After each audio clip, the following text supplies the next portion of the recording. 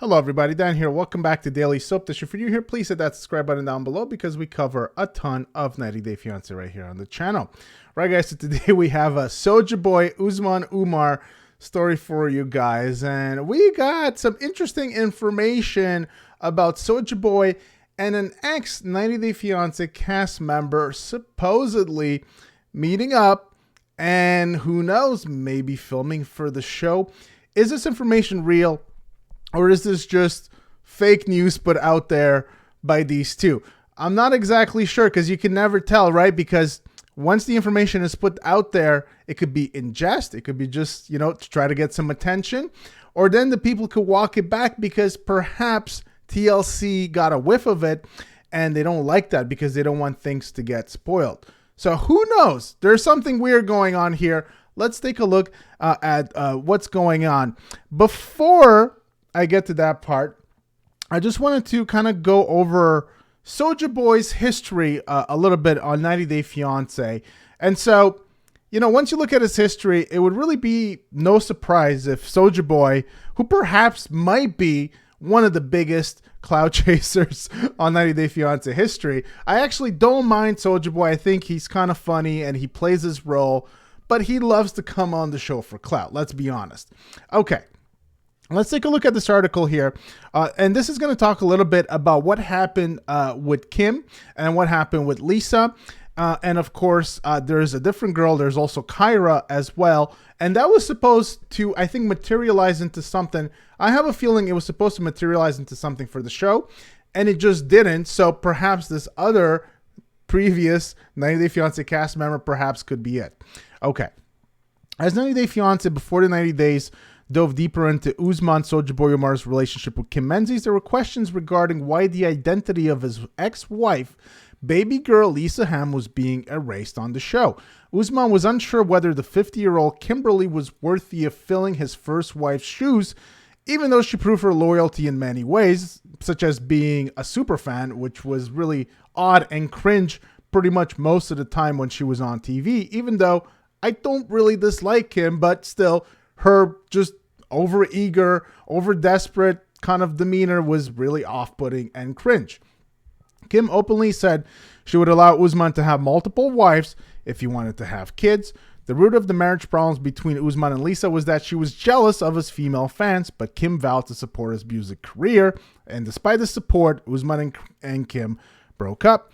Usman's relationship with Lisa was heavily documented on 90 Day Fiancé, so it's interesting that he attempted to erase their history when he got together with Kim. Usman first contacted Lisa on Facebook and proved he was real by video calling her. Within a month, the two were chatting sensuously on video calls. That's a very interesting choice of words there. 9 months later, he proposed to her, and 2 years later, Lisa flew to Nigeria.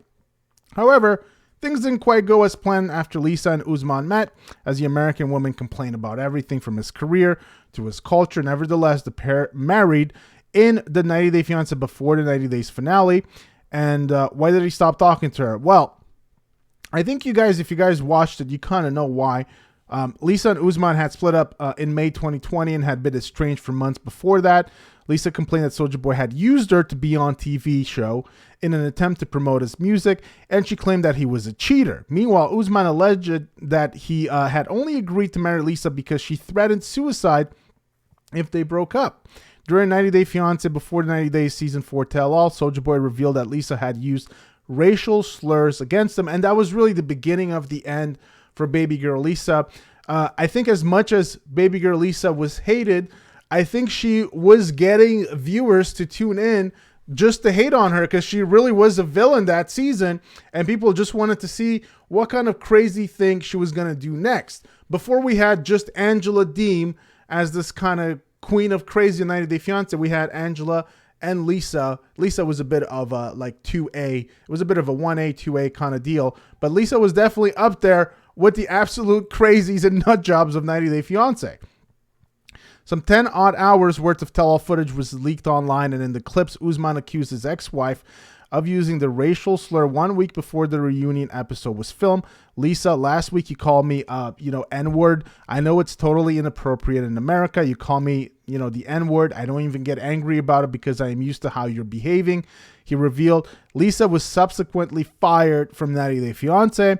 And while Lisa never denied using that slur but did apologize until Usman further claimed she'd used the word on more than one occasion. The segment was cut from the final tell-all. However, by June 2020, numerous sources reported that the network had fired Lisa over her use of racial slurs and because of significant backlash from the viewers on social media. It's very interesting how TLC works, isn't it? They fire certain people for certain things, yet they keep other people, such as Big Ed, on the show. And Big Ed's history is documented, especially here on this channel, and his shady history is documented here. Yet he's been not only kept on the show, but he's been asked to appear and reappear. He's probably been on the show 5-6 times by now. So it's very interesting. And there was a ton of backlash for Big Ed, people calling him Big Pred. That was kind of like a meme that took off as well. And so it's interesting that TLC just never really took action with Ed, but really chose to make an example out of Lisa. Now, the two things are not the same. I'm not going to, argue which one is worse and so on and so forth.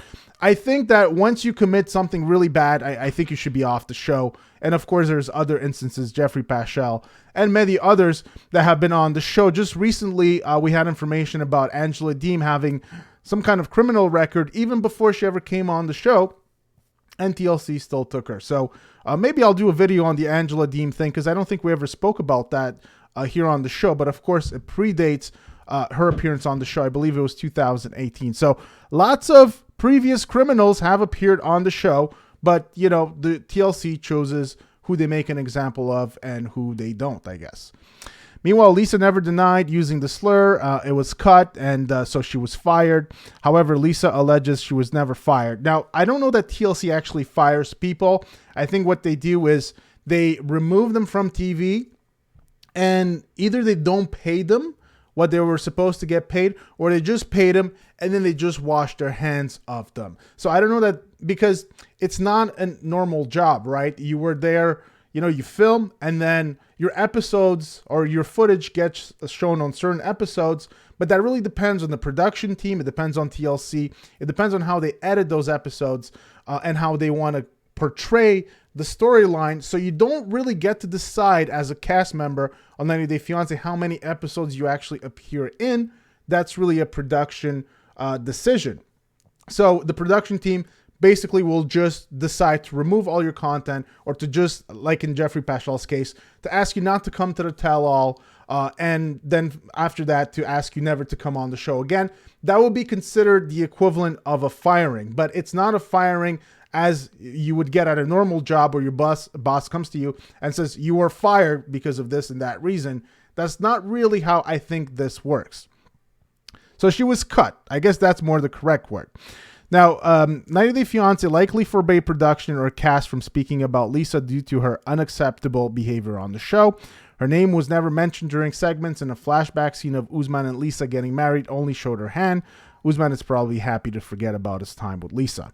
So after all of this happened, of course, we had Usman and Kim. They were on the show for, I believe, 2 seasons, if not 3. I think it was 2. I believe Kim went to Nigeria about 5 times. And after that relationship didn't work out, Usman supposedly had another girlfriend, Kyra, who was an American woman. They supposedly met, I believe, in London. And they might have also met in Egypt. I'm not exactly sure about that. And that didn't work out. That really seemed like a sham. It seemed like a PR stunt to try to perhaps either get on the show or just to show, on social media and get some reaction that way. Now, fast forward to now, and this is what we're dealing with today. So here you have it. 90 Day Fiancé alert.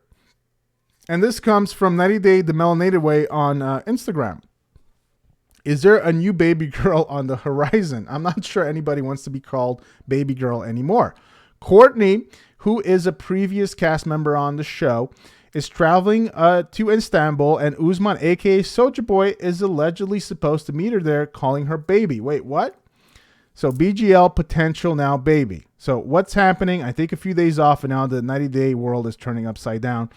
And before we scroll to these pictures here, you see that the first response that we got here is Sojaboy, and he's saying WTF and he's angry, right? And somebody is laughing. And then you have the mind body coach, which is Ash Naik. I forget how you say his last name, the Australian guy. And he says, yo, bro, you savage. And then Sojaboy says, nothing serious. It's just wrong post for their publicity. Shake my head, and so on and so forth.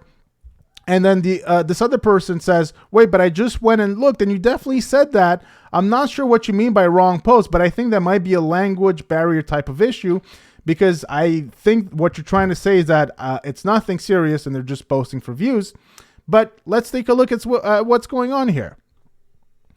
So have you ran into Sarper and Shekinah yet? I'm assuming somebody asked this because we're going to take a look at Courtney's Instagram in a second, but she is in Turkey, or was at least as of a couple of days ago. And somebody asked her this, and then she says, no, but official Sojaboy is supposed to come. And then she puts out some emojis. And then down below, Sojaboy Usman Umar says, I'm coming soon, baby. And, you know, that's it right there, guys. I mean, you know, and then he is acting kind of shocked that people would kind of talk about this.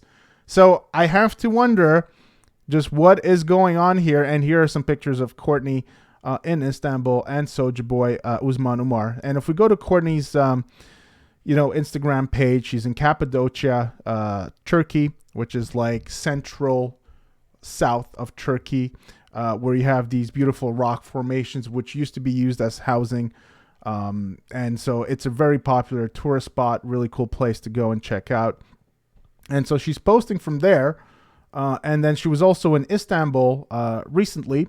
You could see that's the Hagia Sophia, which used to be a church converted into a mosque. Then it was a museum converted into a mosque again just recently. And there you see, she is there, and she's exploring. So she's exploring Turkey, and, you know, Sojaboy perhaps could be going to meet her. So we don't know. They're not confirming anything. They're denying it all, you know. And like I said, this could be a complete false alarm. Probably what it could be. Probably what it is.